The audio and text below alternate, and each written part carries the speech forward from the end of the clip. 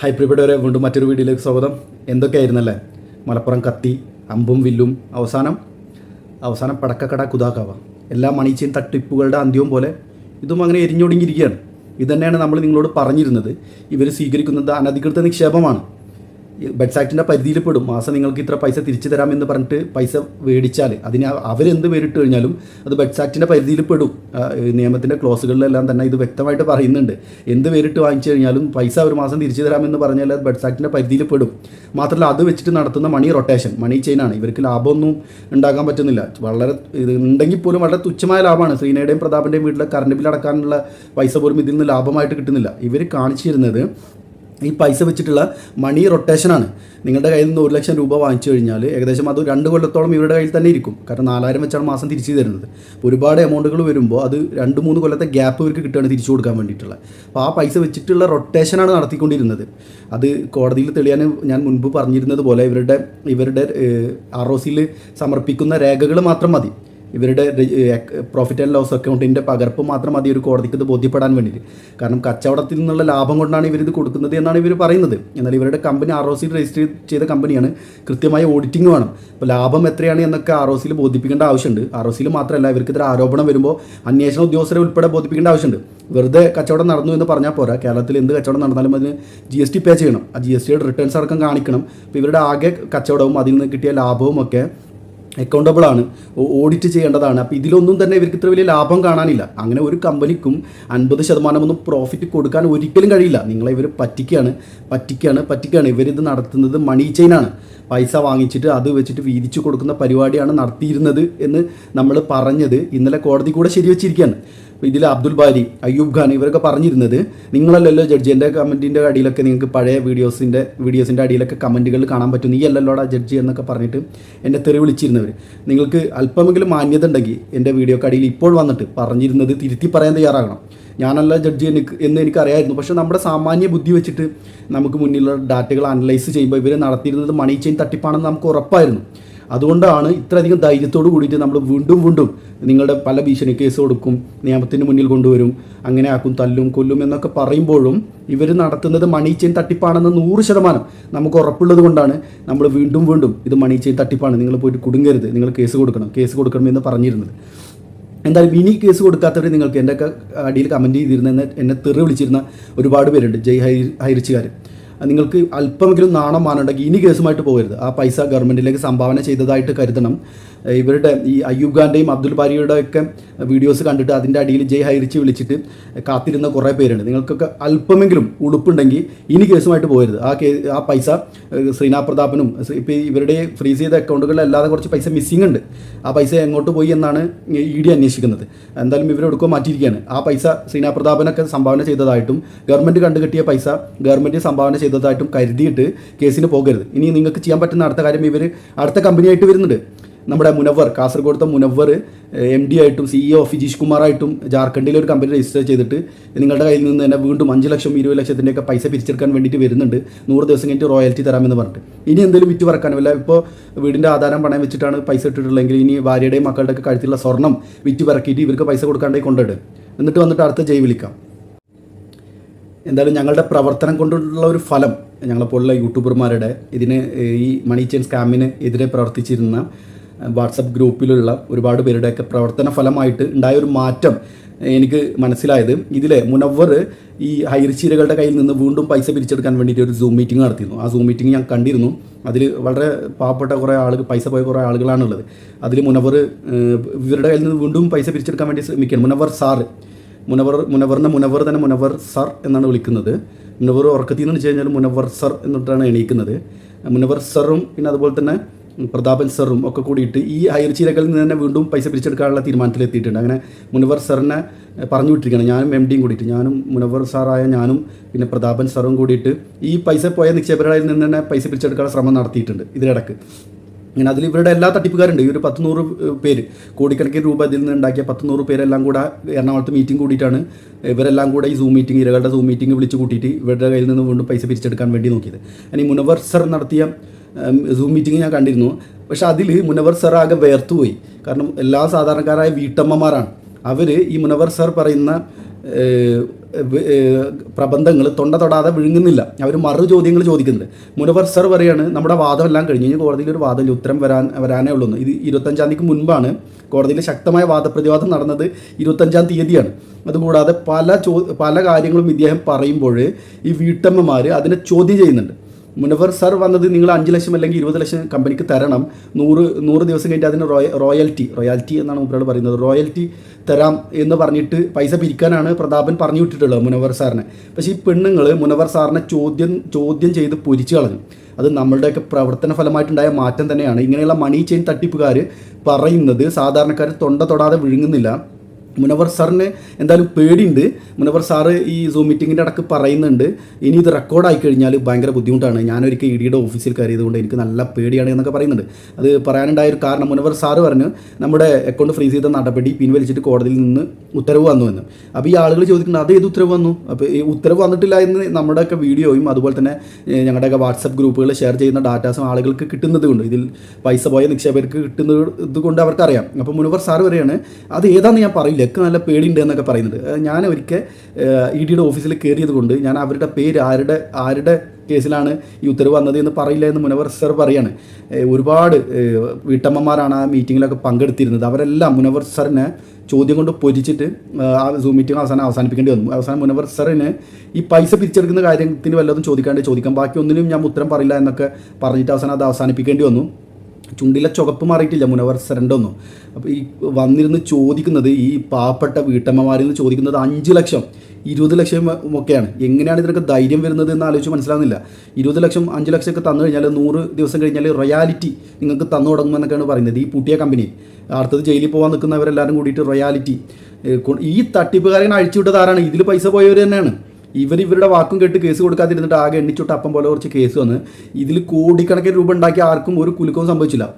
ഒരു രോമത്തിന് പോലും അവരുടെ ഒന്നും പറ്റില്ല. അതുകൊണ്ട് തന്നെ ഇവർ അടുത്ത തട്ടിപ്പോയിട്ട് വന്നിരിക്കുകയാണ്. ഇന്നലെ സൂം മീറ്റിംഗ് നടത്തിയിട്ടുണ്ട്. വീഡിയോ പ്രൈവറ്റ് ആക്കി വെച്ചിട്ടുണ്ട്. അത് കുഴപ്പമില്ല, ഞാൻ എൻ്റെ ചാനലിലൂടെ തന്നെ പോസ്റ്റിക്കൊണ്ട്. എന്നിട്ട് അതിൽ വന്നിരുന്നിട്ട് അടുത്ത കമ്പനി നമ്മുടെ ദിനുരാജും ഫിജീഷ് കുമാറും കൂടി ജാർഖണ്ഡിലേക്ക് പോയിരിക്കുകയാണ് അവിടെ കമ്പനി രജിസ്റ്റർ ചെയ്യാൻ വേണ്ടി. എന്നിട്ട് അത് വെച്ചിട്ട് ഈ നിക്ഷേപകരുടെ കയ്യിൽ നിന്ന് 5 ലക്ഷം 20 ലക്ഷം പിരിച്ചെടുത്തിട്ട് അത് വെച്ചിട്ട് കേസ് നടത്താമെന്നൊക്കെയാണ് ഇവർ പറയുന്നത്.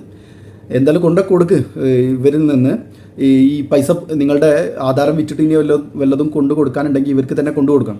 എന്തായാലും മുനവർ സാറിൻ്റെ കുറച്ച് സൂം മീറ്റിംഗ് ലീലാവിലാസങ്ങൾ ഞാൻ കാണിക്കാം. ഈ പാവപ്പെട്ടവരുടെ കയ്യിൽ നിന്ന് പൈസ പിരിച്ചെടുക്കാൻ നോക്കുന്നത് ഇവരൊക്കെ കണ്ടെടുത്ത് ചാട്ടി ഓടിക്കണം. ഈ തട്ടിപ്പുകാരെ കണ്ടെടുത്ത് വെച്ചിട്ട് ആട്ടി ഓടിക്കണം. ഒരുപാട് ക്യാൻസർ രോഗികളുടെ, കിടപ്പിലായ രോഗികളുടെ, പ്രവാസികളുടെ, ഭിന്നശേഷിക്കാരായ ആളുകളുടെ ഉൾപ്പെടെയുള്ളവരുടെ പൈസ തട്ടിയെടുത്ത് കൊണ്ടുപോയിട്ട് അതിൽ ഓടിയും ഹാർലി ഡേവിഡ്സൺ ബൈക്കുമൊക്കെ മേടിച്ച് അതിൽ ലാവിഷ് ജീവിതം നയിച്ച് മലേഷ്യയിലും സിംഗപ്പൂരിലും മറ്റ് രാജ്യങ്ങളൊക്കെ കറങ്ങി നടന്നിട്ട് അത് തീർന്നിട്ട് വന്നിരിക്കുകയാണ്. ഇനി ഈ പൈസ പോയവർ തന്നെ ഇനിയും കൊടുക്കണം. എവിടെ നമ്മുടെ അയ്യൂബ് ഖാനൊക്കെ എവിടെ? ഇന്നലെ മുങ്ങിയതല്ല. അയ്യൂബ് ഖാൻ്റെ വീഡിയോ ഒക്കെ കണ്ടിട്ട് സമാധാനം കണ്ടെത്തിയിരുന്ന ആളുകൾ, ഞാൻ അന്നേ പറഞ്ഞിരുന്നു ഇത് നിങ്ങൾ മുഴുവൻ കടത്തിൽ മുങ്ങി നിൽക്കുന്ന ആളുകൾ വൈകിട്ട് 2 പെഗ് വിട്ടിട്ട് കണ്ടെത്തുന്ന ആശ്വാസമാണ് എന്നുള്ളത്. പിറ്റേ ദിവസം രാവിലെ എണീറ്റ് കഴിഞ്ഞാൽ നിങ്ങളുടെ പ്രശ്നം അതുപോലെ തന്നെ കാണും. എന്തായാലും ഞാൻ നമ്മുടെ മുനവർ സാറിൻ്റെ ലീലാവിലാസങ്ങളൊന്ന് കാണിക്കാം. സൂം ലീലാവിലാസങ്ങൾ. ഇപ്പോ 5 ലക്ഷത്തിന്റെ 50 ID 10,000ന്റെ 50 ID നമ്മൾ പർച്ചേസ് ചെയ്ത് വെച്ചു. 10,000ന്റെ 50 ID ആണ് നമ്മൾ പർച്ചേസ് ചെയ്യുന്നുണ്ടെങ്കിൽ ആ 50 ID പർച്ചേസ് ചെയ്യുന്നവർക്ക് കമ്പനി 100 ക്ലബിൽ കയറ്റും. അതും 25-ാം തീയതിക്ക് മുമ്പാണ്. 25-ാം തീയതിക്ക് മുമ്പ് നമ്മൾ 50 ID ഡയറക്റ്റ് റെഫറൽ ചെയ്യുകയോ അല്ലെങ്കിൽ 50 ID ഡയറക്റ്റ് റെഫറൽ ചെയ്യുകയോ 5 ലക്ഷത്തിന് നമ്മൾ പർച്ചേസ് ചെയ്യുകയോ ചെയ്യുകയാണെങ്കിൽ നമ്മൾ എന്തായി 100 ക്ലബിന്റെ ഡബിൾ റോയാലിറ്റി ക്ലബിൽ എന്തായി അംഗമാവും. അങ്ങനെ ഡബിൾ റോയാലിറ്റി ക്ലബിൽ അംഗമാവുന്നവർക്ക് കമ്പനി 10 വർഷത്തേക്ക് റോയാലിറ്റി മന്ത്ലി ബേസിസ് ആയിട്ട് കൊടുക്കുന്നതായിരിക്കും. ഈ റോയാലിറ്റി എന്നാണ് സ്റ്റാർട്ട് ചെയ്യുന്നത് വെച്ച് കഴിഞ്ഞാൽ ഈ ബിസിനസ് സ്റ്റാർട്ട് ചെയ്തിട്ട് 100 ദിവസം കഴിഞ്ഞിട്ടാണ് ഈ ഒരു ബിസിനസ്, ഈ റോയാലിറ്റി സ്റ്റാർട്ട് ചെയ്യുന്നത്. അപ്പൊ ഇന്നിട്ടിട്ട് തന്നെ നാളെ റോയാലിറ്റി കിട്ടും എന്നുള്ളതല്ല, 100-ാം ദിവസം മുതലാണ് ചെയ്യുന്നത്. അതേപോലെ തന്നെ ഈ ഒരു പ്രൊജക്ട് കമ്പനി എന്തിനാണ്, പല ആൾക്കാരും ചോദിക്കുന്നുണ്ട്, കമ്പനി എന്തിനാ ഈ പ്രൊജക്ട് കൊണ്ടുവരുന്നത്, എന്തിനാണ് ഈ കാര്യം ചെയ്യുന്നത്. ഒന്നാമത്തെ കാര്യം എന്ന് വെച്ച് കഴിഞ്ഞാൽ ഇന്ന് കമ്പനിയിൽ പല ആൾക്കാരും, പുറമേ നിന്നുള്ള പല ആൾക്കാരും, ഇപ്പോൾ OTT ഇട്ട ആൾക്കാരുണ്ട്, അതേപോലെ തന്നെ ഡിജിറ്റൽ ഇട്ട ആൾക്കാരുണ്ട്, പല ബിസിനസ്സിൽ ഇട്ട ആൾക്കാരുണ്ട്. അപ്പോ അതിൽ പ്രശ്നക്കാരായിട്ട് പ്രശ്നം ആരാണോ ചെയ്യുന്നുള്ളത്, ഇപ്പോ ആ ഒരു സമയത്ത് പതിയെ സെറ്റിൽ ചെയ്യാൻ വേണ്ടിയിട്ടാണ് ഈ ഒരു പ്രൊജക്റ്റും കൂടി കമ്പനി ഇതിൽ ആഡ് ഓൺ ചെയ്തിട്ടുള്ളത്. അപ്പൊ നിങ്ങൾ എല്ലാവരും ലീഡേഴ്സ് ആണ്. നമ്മുടെ താഴെയുള്ള പല ആളുകളും പ്രശ്നം ചെയ്യുന്നുണ്ടാവും. അവർക്ക് സോൾവ് ചെയ്യാൻ വേണ്ടിയിട്ട് ക്രിട്ടിക്കൽ സിറ്റുവേഷനിൽ സോൾവ് ചെയ്യാൻ വേണ്ടിയിട്ടാണ് ഈ ഒരു പ്രൊജക്ട് കമ്പനി സ്വരൂപിച്ചിട്ടുള്ളത്. ആ ഒരു റിസീവർ എന്നുള്ള രീതി, കമ്പനി റിസീവർ വെച്ചെന്ന് വെച്ചാൽ കമ്പനിൻ്റെതായ തന്നെ റിസീവർ. അപ്പൊ ഇവിടെ എന്തില്ല, പ്രശ്നമൊന്നുമില്ല. അപ്പൊ അതിനും വേണ്ടിയിട്ടാണ് ഈ ഒരു കാര്യം ചെയ്തിട്ടുള്ളത്. ഈ ഒരു ഓപ്പർച്യൂണിറ്റി വന്ന സമയത്ത് എന്റെ കയ്യിലോട്ട് വന്നു. ഞങ്ങൾ എല്ലാവരും ഡിസ്കസ് ചെയ്ത്, ഞാനായിക്കോട്ടെ, MD ആയിക്കോട്ടെ, അതേപോലെ തന്നെ ബാക്കിയുള്ള ഇവിടെയുള്ള ലീഡേഴ്സ് ആയിക്കോട്ടെ, എല്ലാവരും കൂടി ഡിസ്കസ് ചെയ്തതിന് ശേഷമാണ് ഈ ഒരു പ്രൊജക്ട് മറ്റുള്ള ഇന്നലെ ഏകദേശം 80-ലധികം മെയിൻ ലീഡേഴ്സിനെ വിളിച്ച് മീറ്റിംഗ് നടത്തിയായിരുന്നു. കൊച്ചിയിൽ പ്രതാപൻ സാർ ഉണ്ടായിരുന്നു, അതേപോലെ തന്നെ ബാക്കിയുള്ള എല്ലാ ലീഡേഴ്സും ഉണ്ടായിരുന്നു. ആ ഒരു സമയത്തും എല്ലാ ആൾക്കാരോടും പറഞ്ഞു സോൾവ് ചെയ്യാനും, നമ്മുടെ ഇപ്പോഴത്തെ നിലവിലുള്ള സിറ്റുവേഷൻ സോൾവ് ചെയ്യാനും, അതേപോലെ തന്നെ മുമ്പോട്ട് എല്ലാവർക്കും നല്ലൊരു വരുമാനം ഉണ്ടാക്കാനുള്ള ഒരു ഓപ്പർച്യൂണിറ്റി ആയിട്ടാണ് ഈ ഒരു പ്രൊജക്റ്റിനെ കൊണ്ടുവന്നിട്ടുള്ളത്. യൂസ് ചെയ്യേണ്ട ആൾക്കാർക്ക് യൂസ് ചെയ്യാം, ഇല്ലാത്ത ആൾക്കാർ വിട്ട് കളയേണ്ട ആൾക്കാർക്ക് ഈ ചെവി കൂടെ കേട്ടിട്ട് ഈ ചെവി കൂടെ വിട്ടുകളയാണെങ്കിൽ ഓക്കെ, ഈ ചെവി കൂടെ കേട്ടിട്ട് ഇതിന്റെ സ്റ്റോറി ആണെങ്കിൽ ഓക്കെ, എന്താണെങ്കിലും. കാരണം എന്ന് വെച്ച് കഴിഞ്ഞാൽ ഇതൊരു ഓപ്പർച്യൂണിറ്റി, അത് യൂസ് ചെയ്യണോ വേണ്ടയോ എന്നുള്ളത് നിങ്ങളുടെ കാര്യമാണ്. നമ്മള് പ്രശ്നമാണെന്ന് പറഞ്ഞു കഴിഞ്ഞാല് ആ പ്രശ്നം അങ്ങനെ തന്നെ നിൽക്കുള്ളൂ. പക്ഷെ ഈ ഒരു സത്യം പറഞ്ഞു കഴിഞ്ഞാൽ ഈ ഒരു ചിന്ത പ്രതാപൻ സാർ എന്തുകൊണ്ട് 3 മാസം ചിന്തിച്ചില്ല എന്നുള്ളതാണ്. കാരണം ഈ 3 മാസം നമ്മൾ വെറുതെ പോയി. ആ സമയത്ത് നമുക്ക് എന്തെങ്കിലും ചെയ്ത് കഴിഞ്ഞാല് നമുക്ക് കുറെ കാര്യങ്ങൾ ചെയ്യാൻ പറ്റുമായിരുന്നു. പക്ഷെ 3 മാസം കഴിഞ്ഞിപ്പോ 4 മാസമായി, 5-ാമത്തെ മാസമാണ്. അപ്പൊ അതിന്റെ ഇടയിൽ, കാരണം നിങ്ങൾക്ക് എല്ലാവർക്കും അറിയാം, നമുക്ക് ഇവിടുന്ന് അനുകൂലമായിട്ടുള്ള വിധി കിട്ടി, അവിടുന്ന് ഇങ്ങനെ ഓരോ കാര്യങ്ങളും പറഞ്ഞിട്ട് ഇതാക്കണം. കാരണം ഇപ്പൊ ഞാൻ നിങ്ങളോട് പല തവണയായിട്ട് ഒരു ഡേറ്റ് പറഞ്ഞു, ആ ഡേറ്റ് പറഞ്ഞിട്ട് ഇതായില്ലെങ്കിൽ പല ആൾക്കാരോടും എന്നെ വിളിച്ച് മനോഹർ സാറ് പറഞ്ഞ ഡേറ്റ് ആയില്ലല്ലോ, അത് അങ്ങനെയാണ് ഇങ്ങനെയാണെന്നുള്ളത്. സത്യം പറഞ്ഞു കഴിഞ്ഞാല് ഇതിന്റെ പുറകിൽ, ഈ ലീഗൽ ഡിപ്പാർട്ട്മെന്റിന്റെ പുറകിൽ നടക്കുന്നതുകൊണ്ട് എന്നെ വന്ന് കണ്ട ആൾക്കാർക്കും അതേപോലെ തന്നെ ഇതിന്റെ സത്യാവസ്ഥ അറിയുന്ന ആൾക്കാർക്കും ഇതിന്റെ കാര്യം മനസ്സിലാവും. തീർച്ചയായിട്ടും മുനവർ സാറിൻ്റെ മീറ്റിംഗ് ഒന്നും തന്നെ മിസ്സായിട്ടില്ല. മുനവർ സാറിൻ്റെ മീറ്റിംഗ് എല്ലാം തന്നെ നമ്മുടെ കയ്യിലുണ്ട്. ഇവനൊക്കെ കാണുന്നവർക്ക് വെച്ചിട്ട് ആട്ടി ഓടിക്കണം. കാണുന്നവർക്ക് വെച്ചിട്ട് ആളുകൾ ഇവനൊക്കെ ആട്ടി ഓടിക്കണം. ഇവൻ്റെ കുടുംബത്തിനെ വരെ ഒറ്റപ്പെടുത്തണം. ആയിരക്കണക്കിന് 10,000-കണക്കിന് പേരുടെ പൈസ പോയിട്ട് ഉടുതുണിക്ക് മറുതുണി ഇല്ലാതെയാണ് പലരും കഴിയുന്നത്. ഇവനൊക്കെ ഇതിൽ നിന്ന് ലക്ഷക്കണക്കിന് രൂപ ഉണ്ടാക്കിയിട്ട് 19 ലക്ഷം രൂപ ഉണ്ടാക്കിയിട്ട് ഹാർലി ഡേവിഡ്സൺ ആഡംബര ബൈക്കുകളായിട്ട് ചുറ്റി നടന്നിട്ട് വീണ്ടും ഇവനെ പറഞ്ഞു വിട്ടിരിക്കുകയാണ് പ്രതാപൻ സർ, ഈ പൈസ പോയ ആളുകളുടെ കയ്യിൽ നിന്ന് പിന്നെ പൈസ പിരിച്ചെടുക്കാൻ വേണ്ടിയിട്ട്. എന്നിട്ട് ഒരു ഉളുപ്പില്ലാതെ വന്നിട്ട് ഈ പൈസ പോയിട്ട് കഞ്ഞിക്ക് വകയില്ലാതെ ഇരിക്കുന്ന ആളുകളുടെ കയ്യിൽ നിന്ന് 5 ലക്ഷം 20 ലക്ഷം ഒക്കെ ചോദിക്കുകയാണ്. ആർക്ക്? ഈ മണിച്ചൻ തട്ടിപ്പുകാർക്ക് വീണ്ടും കൊടുക്കാൻ വേണ്ടിയിട്ട്. എവിടെ നിന്നാണ് ഇവനക്കൊക്കെ ധൈര്യം കിട്ടുന്നത്? ഈ മണ്ടന്മാരാണ് ധൈര്യം. ഈ പൈസ ഇട്ടിട്ട് 4 മാസം ഇവരുടെ വാക്കും കേട്ടിട്ട് ഇത് ലീഗൽ കമ്പനിയാണെന്ന്, ഇത് തിരിച്ചു വരുമെന്നൊക്കെ വിശ്വസിച്ചിരിക്കുന്ന മണ്ടന്മാരാണ് ഇവരുടെയൊക്കെ ധൈര്യം. അവരാരും കേസിന് പോയില്ല. ഇവൻ്റെ ഒന്നും രോമത്തിന് പോയിട്ടൊന്നും പറ്റിയിട്ടില്ല. രോമത്തിന് പോലും ഒന്നും പറ്റിയിട്ടില്ല. അതാണ് ഇവൻ്റെയൊക്കെ ധൈര്യം. എന്തായാലും മുനവർ സാറിൻ്റെ അതുപോലെ തന്നെ ഇന്നലെ നടന്ന സൂം മീറ്റിംഗ് ഉൾപ്പെടെ നിയമത്തിനെ വെല്ലുവിളിച്ചിട്ട്, അന്വേഷണ ഏജൻസികളെ വെല്ലുവിളിച്ചിട്ട് ഇവർ നടത്തിയ സൂം മീറ്റിംഗ് ഉൾപ്പെടെ ഞങ്ങൾ പലരും അവരുടെ ചാനലുകളിലൂടെ പുറത്തുവിടും. അയ്യുബ്ഖാനെ എവിടെ മോനെ, നിന്നെ കാണാനില്ലല്ലോ. ഇന്നലെ നീ രാവിലെ കെട്ടും കെട്ടിയിട്ട് കോടതിയിലേക്ക് പോകുന്ന ഫോട്ടോസ് എല്ലാം കണ്ടിരുന്നു. അവിടുന്ന് പിന്നെ എങ്ങോട്ടാണ് പോയത്? വല്ല കാശിക്കോ അങ്ങോട്ടൊക്കെ പോയോ? തിരിച്ച് അതോ നാട്ടിൽ മലപ്പുറത്ത് എത്തിയിരിക്കണോ? എന്താണ് നിൻ്റെ വിവരം? മെൽബിനെ എവിടെ? നീയും നിൻ്റെ അമ്മ കൂടിയിട്ട് എവിടെ? നിൻ്റെ അമ്മയുടെ വീടിൻ്റെ അടുത്ത് തന്നെയല്ല ഞങ്ങളെ വീട്. പിന്നെ എന്തിനാണ് ഞങ്ങളോട് നീ ഇങ്ങനെയൊക്കെ വീഡിയോയിൽ പറഞ്ഞിരുന്നത്? നിൻ്റെ തെറിയൊക്കെ ഞാൻ കണ്ടിരുന്നു. ഷാനു, താടി എൻ്റെ മുഖത്താണെങ്കിലും ബുദ്ധിമുട്ട് നിനക്കാണല്ലോ. എന്ത് പറ്റി? മോൻ ബുദ്ധിമുട്ടുണ്ടോ? താടി എൻ്റെ മുഖത്തല്ലേ. പിന്നെ നീ പറഞ്ഞതുപോലെ നീ മുള്ളം പന്നി എന്നൊക്കെ വിളിച്ചിട്ട് എന്നെ പറഞ്ഞത്, എനിക്കത് കേട്ടിട്ട് ഭയങ്കര വിഷമം വരും എന്നൊന്നും വിചാരിക്കണ്ട. എനിക്കത് കേൾക്കുമ്പോൾ നൊസ്റ്റോണ് വരുന്നത്. കാരണം എൻ്റെ ഫാമിലിയിൽ പലർക്കും തന്നെ ഇങ്ങനെയുള്ള മുടിയാണുള്ളത്, ഇങ്ങനെ എണീറ്റ് നിൽക്കുന്ന മുടിയാണുള്ളത്.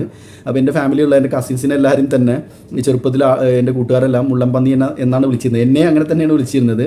പിന്നെ കുറച്ച് പ്രായമൊക്കെ ആയപ്പോൾ എൻ്റെ പേര് പോയി. എങ്കിലും എൻ്റെ കസിൻസിനൊക്കെ എപ്പോഴും അവർ തന്നെ അഭിമാനത്തോട് കൂടിയിട്ട് ആ പേര് കൂടെ കൊണ്ടു നടക്കുന്നുണ്ട്. എൻ്റെ കസിന് ഒരാൾ ഫേസ്ബുക്കിൽ പേരിൻ്റെ കൂടെ തന്നെ മുള്ളൻ എന്ന് ചേർത്തിട്ടുണ്ട്. എന്നെയും എൻ്റെ ചെറുപ്പത്തിൽ അങ്ങനെ തന്നെയാണ് വിളിച്ചിരുന്നത്. അതുകൊണ്ട് തന്നെ നീ എങ്ങനെ വിളിക്കുമ്പോൾ എനിക്ക് ദേഷ്യമല്ല വരുന്നത്, എനിക്ക് നൊസ്റ്റാൾജിയാണ് വരുന്നത്. എന്നാലും നീ എന്നെ അധിക്ഷേപിക്കാനാണ് അങ്ങനെ വിളിക്കുന്നത് എന്നറിയാം. തിരിച്ച് അതേ രീതിയിൽ ഞാൻ പ്രതികരിക്കുന്നില്ല. അതെന്തുകൊണ്ടാണെന്ന് വെച്ചാൽ എൻ്റെ നിൻ്റെ സംസ്കാരം ഒരു 100 നൂറ്റാണ്ട് വ്യത്യാസമുണ്ട്. അതുകൊണ്ട് തന്നെ മെൽബിനെ പിന്നെ അവന് അതിന് ലൈസൻസുള്ള ആളാണ്. അവന് കുടുംബപരമായിട്ട് അതിന് ലൈസൻസുള്ളവരാണ്. നിന്നെ തിരിച്ച് വിളിക്കാൻ എൻ്റെ സംസ്കാരം അനുവദിക്കുന്നില്ല. അതുകൊണ്ട് ഞാൻ അതുപോലെ ഒന്നും പറയുന്നില്ല. നീ ഇതുപോലെയുള്ള ആളുകളെ തെറ്റിദ്ധരിപ്പിക്കുന്ന വീഡിയോസ് ഇടുന്നതിൽ നിന്ന് പിന്മാറണം എന്നേ പറയാനുള്ളൂ. നീ നമ്മുടെ കൂടെ കൂടിക്കോ. നീ ഇത് തെറ്റിദ്ധരിച്ചിട്ട് അതിൽ പെട്ടിട്ടുള്ളതാണ് നമുക്കറിയാം. നീ നമ്മുടെ കൂടെ കൂടിക്കോ, നമ്മൾ നിന്നെ കൂടെ കൂട്ടാം. നിൻ്റെ യൂട്യൂബ് വഴി ആളുകൾക്ക്, ഇനി ഇതിൽ പെട്ടുപോയ ആളുകൾക്ക് എന്തെങ്കിലുമൊക്കെ ഉപകാരപ്രദമായ വിവരങ്ങൾ കൈമാറാൻ കഴിയുമെങ്കിൽ അതിലെ നല്ലത്. എന്തായാലും അടുത്ത വീഡിയോ ആയിട്ട് ഇന്ന് തന്നെ വരാം.